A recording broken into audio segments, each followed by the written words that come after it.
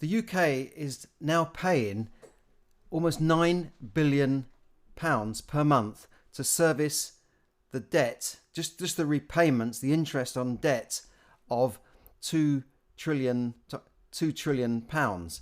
And this is £9 billion per month is £9,000 million.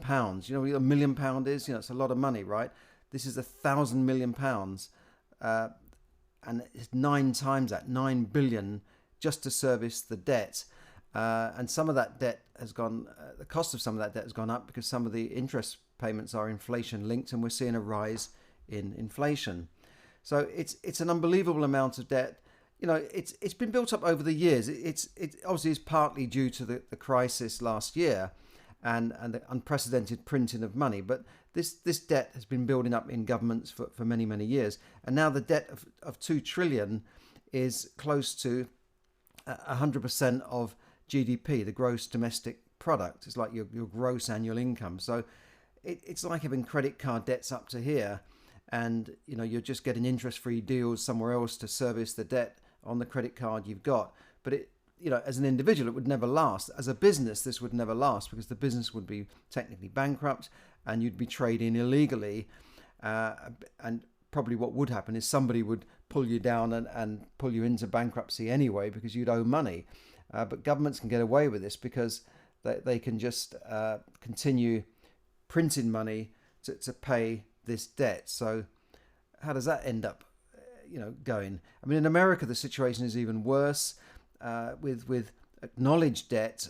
This is published debt of $30 trillion, and that costs $600 billion per annum to service. I think it's like 50 billion a month. But in reality, America has sort of unacknowledged debt or liabilities of $150 trillion if you take into account things like pensions, social security liabilities, and all sorts of things, which are, most of which are unfunded. I mean, the UK has similar problems with unfunded pensions. Your state pension is unfunded. There's no fund sitting there for you. This is why they keep trying to push it back. And then you've got state benefits like, unemployment benefits, sickness benefit, you name it, housing benefit, all these things, elderly care, which is becoming a huge problem in many countries, and of course the NHS, which is just a money pit. They keep piling money into it, and everyone says it needs more money. So all of these things are effectively like a debt, but they're really liabilities. Now, with record low interest rates, these debts can be just about serviced and they're manageable. But what would happen if interest rates went up to a normal 5 or 6%? I mean, 5 or 6% a few years ago would have been considered a good interest rate to pay on a mortgage. You think, great, 5%, I'll fix it for 10 years. I've paid mortgages at over 16%, and 12, 13% was the norm. And it's only since the financial crisis of 2008 that rates have, did come down, and they've stayed to what many people call artificially low rates. That the governments are keeping these down because if rates went up, they would have to pay more interest on the debts that they have, like the treasury bills, the bonds, the gilts. It would almost sort of bankrupt everybody if interest rates went up. And it's not just governments that are borrowing. In the ONS, the Office for National Statistics, said that in the UK, by December last year, 9 million people had to borrow more money. So personal debts are going up. Obviously, as people were laid off work, some people might have been on furlough but earning less money, or their hours are cut, the gig workers didn't work at all. So then they need to borrow money to cover rents and food bills and all this sort of thing. So how is this going to end? Well, the answer is that nobody really knows, because I don't think we've been in this situation before where almost every country in the world is printing money like there's no tomorrow. We've seen it before where countries like Germany in the 1920s just printed money. I think it was at the Weimar Republic, and the Deutschmark at that time was just worthless. You could have a wheelbarrow of money left outside your house and people would steal the wheelbarrow and leave the money because the wheelbarrow was worth more than the money. And you needed, and we've seen that before. And what happened? Hyperinflation bankrupted the economy, and then led to the fascists coming in and the rise of Nazism, and said we can solve all your problems. We've seen it in Argentina before with hyperinflation, Venezuela, Zimbabwe, where people just... I had friends in Zimbabwe, and I said, what's happening? How are people surviving? They said, well, we're not using the Zimbabwe money now. We're just using dollars or the South African rand to trade. So the people get it, but what I'm saying is we've had countries doing this individually, but it didn't bring down the whole world. But now you've got the European Central Bank doing the same thing. You've got the Bank of England, the Federal Reserve, and other countries printing money. So that's why I'm saying, where is it going to end? I don't think we've been in this situation where all of the countries in the world have just gone out and just printed and created money out of thin air.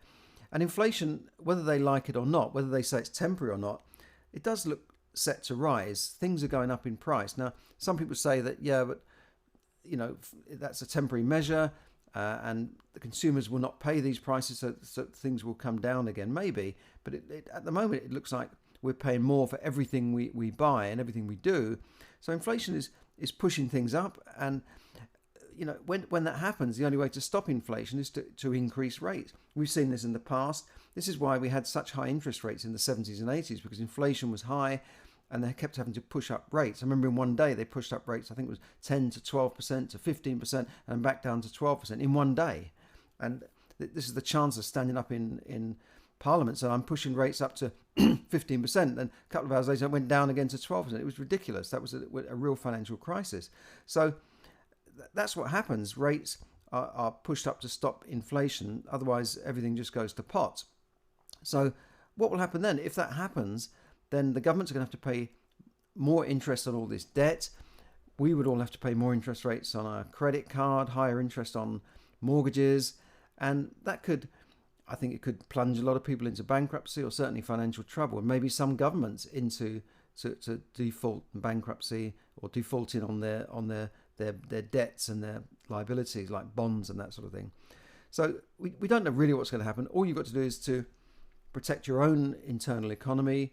Don't stretch yourself out so far that if interest rates went up, you could end up in trouble. And the real answer is to educate yourself about money so that you know how to build wealth and preserve wealth when disaster strikes, like it could happen. Educate yourself about property, educate yourself about where to invest, the stock market, what to do. Look at the stock market. Do you think it's a good investment at the moment? Do you think with the stock market going up for all these years, almost at unprecedented levels, and it is at an all-time high, do you think that can last, or do you think it can go up a little bit further? You need to educate yourself. And I'm running free courses at the moment to help people educate themselves about money. I was a financial advisor for 25 years, so I almost feel it's like a mission to educate the world about. I've written a book, Yes, Money Can Buy You Happiness, about money. I feel it's almost like a mission for me to have people educated about money, because I don't see that the governments are doing it. I didn't see that the financial services industry wanted people to know about money. So I'm doing this for free. If you'd like to become financially free, or certainly get on the road to financial freedom, but without necessarily working any harder or spending your life exchanging time for money, then click on the link down below, and there's some free training for you. It's on demand, so you just register for it. You can get that free training right now, and it's really like a gift to people who followed me on my podcast, on my Facebook Live. So do have a look at that. Click on the link, and if you find this useful, please like and share this so that social media does spread and it can spread the word about this free training. So click on the link for the free training below today, and I'll see you again tomorrow. Thank you.